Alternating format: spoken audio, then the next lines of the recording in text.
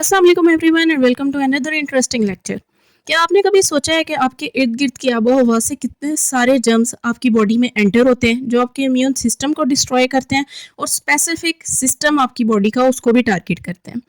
इसी तरह 2019 में चाइना की एक सिटी वुहान में लोग अपनी डेली रूटीन में बिजी थे कि अचानक चलते फिरते काम करते लोगों में एक ऐसा वायरस फैलने लग गया जिसने इनके रेस्पिरेटरी सिस्टम को तबाह करना शुरू कर दिया, ख़राब करना शुरू कर दिया।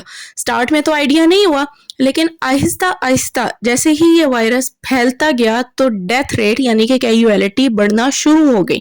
जब तक पता लगा कि ये एक संगीन वायरस है, एक ख़तरनाक वायरस है जो कि इनकी बॉडीज़ में जा रहा है और उनके रेस्पिरेटरी सिस्टम को टोटली इफ़ेक्ट कर देता है। लोग आउट ऑफ कंट्री मूव कर चुके थे और ये वायरस, जिसे कोरोना वायरस कहा गया था, ये पूरी वर्ल्ड में फैलना शुरू हो गया। जब इसका पता लगा तो वार्निंग्स आना शुरू हो गई, स्टे होम, स्टे सेफ के लोगोस लगना शुरू हो गए हर जगह पे। लोगों के वर्क, उनकी हर चीज़ वहाँ पे स्टॉप हो गई इस कोविड-19 की वजह से, जिसने रेस्पिरेटरी सिस्टम को बहुत बुरी तरह डैमेज किया था। COVID means corona virus disease, 19 represent करता है 2019 को।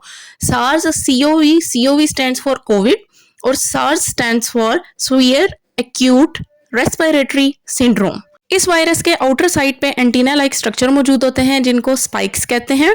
देन इसका एनवेलप होता है जिसके साथ प्रोटीन्स अटैच्ड होती हैं, और वो प्रोटीन्स और ये स्पाइक्स ये रिस्पॉन्सिबल होते हैं ह्यूमन बॉडी के अंदर एंट्री के लिए इस वायरस के। और ये RNA वायरस है तो इसके अंदर जेनेटिक मटेरियल RNA होगा।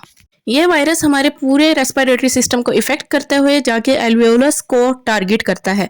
एल्वियोलस में जैसा कि हमने देखा था कि गैसियस एक्सचेंज होता है कार्बन डाइऑक्साइड एंड ऑक्सीजन का। हमारा इम्यून सिस्टम इन वायरसेस के अगेंस्ट एक्टिवेट होता रहता है, जो इन्फ्लेमेशन कॉज कर देता है टारगेट एरिया पे यानी कि एल्वियोलस की लाइनिंग पे, जिसकी वजह से वहाँ पे वाटर रिटेंशन भी होती है और म्यूकस इकट्ठा होना शुरू हो जाता है।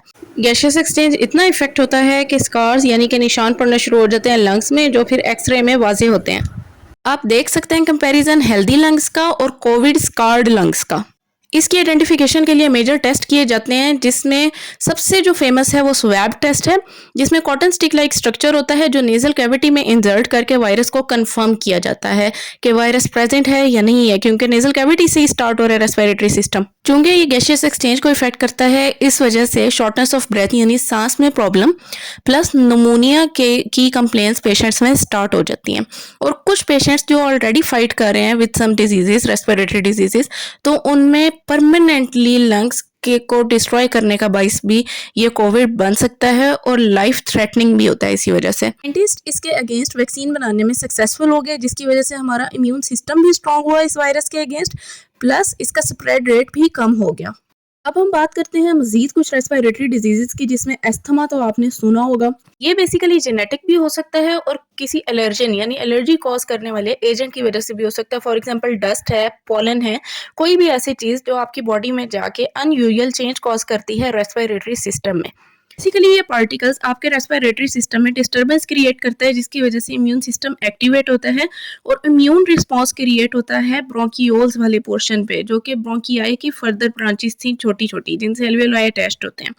तो ब्रोंकियोल्स में इन्फ्लेमेशन होती है, जिसकी वजह से कार्बन डाइऑक्साइड और ऑक्सीजन के लिए पैसेज तंग हो जाता है, शॉर्टनेस ऑफ ब्रेथ हो जाती है, सांस लेने में प्रॉब्लम्स आ जाते हैं। इसी कंडीशन को एस्थमा कहते हैं। मेडिसिन के साथ इनहेलर्स दिए जाते हैं जिसके अंदर केमिकल होता है, जिसे आप 10 सेकंड्स के लिए इनहेल करते हैं। वो आपकी ब्रोंकियोल्स को या एयरवेज को ओपन करने में हेल्पफुल साबित होता है, तो इससे फिर सांस लेने में प्रॉब्लम कम हो जाती है। एक और डिजीज लंग्स कैंसर जो रेस्पिरेटरी सिस्टम से रिलेटेड है। Cancer basically proliferation of cells को कहते हैं, यानी कि सेल्स का एबनॉर्मली मल्टीप्लाई करते रहना, ग्रो करते रहना, ठीक है, डिवाइड करते रहते हैं। स्मोकिंग, एयर पोल्यूशन, रेडिएशंस, कोई भी ऐसी फॉरेन चीज़ जो जाके आपके सेलुलर लेवल पे आपकी बॉडी में चेंजेस क्रिएट करती हैं, वो कैंसर का बाइस बन सकती हैं।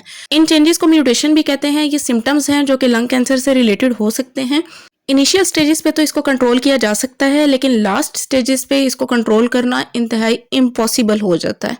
स्मोकिंग एक साइलेंट किलर है जो आपके लंग्स के और रेस्पिरेटरी सिस्टम के साथ साथ आपके हार्ट और ब्रेन को भी बिल्कुल डैमेज करके रख देती है। क्या आपको पता है कि सिगरेट में 9000 प्लस केमिकल्स हैं, जिसमें से 90 केमिकल्स कार्सिनोजेनिक यानी कैंसर कॉजिंग है जो आप इनहेल करते हैं। So stay out of smoking in order to keep yourself healthy, क्योंकि कुछ इफेक्ट्स और डैमेजेस इरिवर्सिबल होते हैं जो इस स्मोकिंग की वजह से आपके पूरे रेस्पिरेटरी सिस्टम को डिस्टर्ब और डिस्ट्रॉय करके रख देते हैं।